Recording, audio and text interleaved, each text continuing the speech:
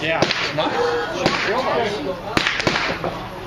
Get all those long shoot anytime I want. You want more of those, I'll put them in. You want me to load the rest of these?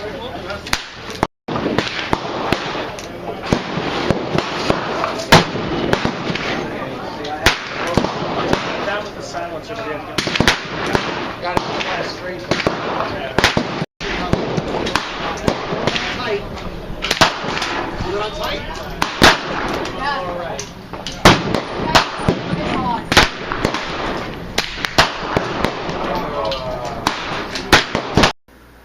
North American Arms 1860 Earl.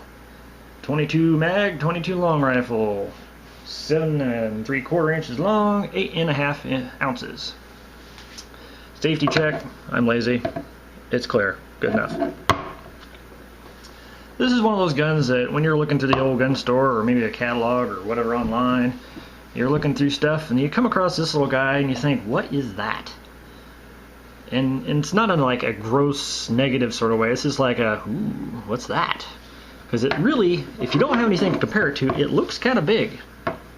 It looks like the old Colt Walker of Clint Eastwood type fame. And it has, of course, the same single action and everything, but it's an itty-bitty little guy. Little. For scale here, I got a Ruger SR22. It's even thinner than that, and this is only about 1 inch wide. Really thin. Also kind of long, though. If you look at the length, pretty long. This is the 4-inch barrel model. They make a 3-inch of the Earl, which stops right there about where the end of the swing down lever is here. But I opted for the big guy. They also make a 6-inch, which they call the hog leg, which is ridiculously long. It's out to here. But anyways.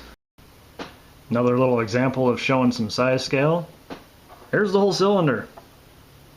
Here's a 45 ACP cartridge. Darn near the size of the cylinder.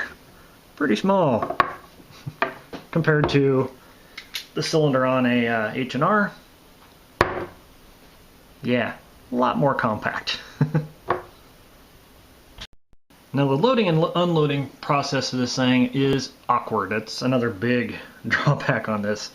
As all revolvers of the single action sort tend to be, they're just tedious, awkward. This one here, you got to pull back this little spring-loaded bit on the front here, swing down the arm, pull out your pin, pull this to half cock, first click, cylinder drops out.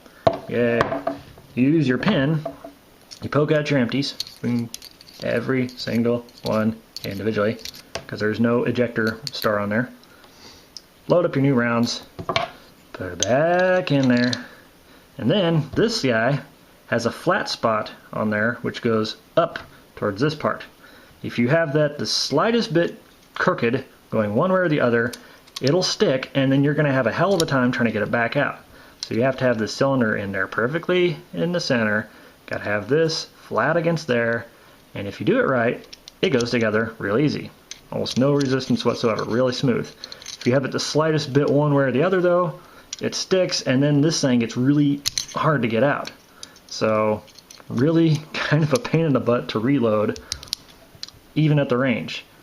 Oh yeah, and then once you get that in there, then if you're going to carry this thing, you want to put it in these little half notches in between each of those cylinders there. There's a little tiny notch that the hammer can sit on rather than sitting directly on a live round. That's a safety notch. So to do that, you're going to pull this while it's still in half cock. You're going to keep your thumb on the hammer, pull it back just a little bit, and then pull the trigger down. Then you can manually move this over until it gets into there and make sure that it's in that groove just by wiggling the cylinder back and forth. Then you're safe to carry. Now, imagine doing that about 50 times at the range. It gets old quick. So it does kind of kill its fun factor as far as if you're doing a lot of shooting. So I wouldn't bring this as the only thing you're going to go plinking with that day. I would probably bring this along with something a little more reload friendly that you can pump rounds out through. So just something to keep in mind.